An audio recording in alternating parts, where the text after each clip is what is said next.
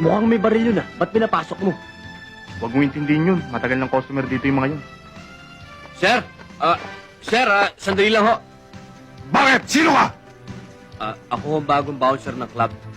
Meron ho kaming patakaran na bawal ang baril sa loob. Baka pwede yung i-deposito muna. Ano? Dati na namin ginagawa to Sino naman sabi niyan?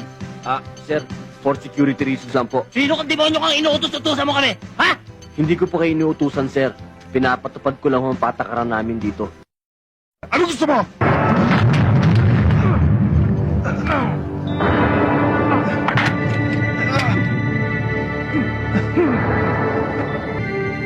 Boss, maraming tao.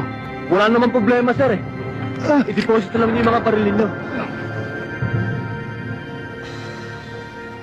Swerte mo. May importanteng lakad ako.